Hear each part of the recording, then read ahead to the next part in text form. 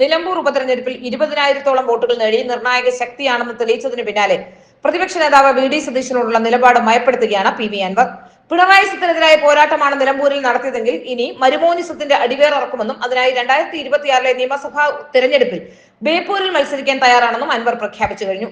ഉപതെരഞ്ഞെടുപ്പ് ഫലത്തിന് ശേഷം വിളിച്ചുചേർത്ത വാർത്താ സമ്മേളനത്തിലാണ് അൻവറിന്റെ അപ്രതീക്ഷിതമായ രാഷ്ട്രീയ നീക്കമുണ്ടായത്. തെരഞ്ഞെടുപ്പിന് മുമ്പ് വി.ഡി. സതീശനെതിരെ നിശിത വിമർശനം ഉന്നയിച്ച അൻവർ വാർത്താ സമ്മേളനത്തിൽ അദ്ദേഹത്തോടുള്ള സമീപനം ലഘൂകരിച്ചു.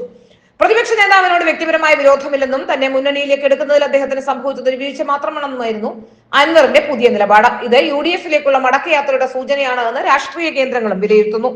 നേരത്തെ UDF നേതൃത്വവുമായി നടത്തിയ ചർച്ചകളിൽ ബേപ്പൂർ സീറ്റ് വാഗ്ദാനം ചെയ്തതിനായി അൻവർ വെളിപ്പെടുത്തിയിരുന്നു. എന്നാൽ വിജയസാധ്യതയില്ലാത്ത സീറ്റുകൾ നൽകി എന്ന ആരോപണം ഉയർത്തിക്കൊണ്ടാണ് അൻവർ മുന്നണിക്കെതിരെ തിരിഞ്ഞതും നിലമ്പൂരിൽ മത്സരിച്ചതും.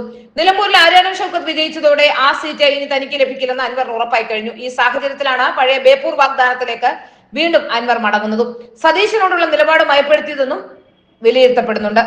നിലമ്പൂരിൽ 19,760 വോട്ടുകൾ നേടി തനിക്ക് വലിയൊരു വിഭാഗം ഭരണവിരുദ്ധ വോട്ടുകൾ സമാഹരിക്കാൻ കഴിഞ്ഞുവെന്ന് നേതൃത്വത്തെ ബോധ്യപ്പെടുത്താനും അൻവറിന് കഴിഞ്ഞിട്ടുണ്ട്.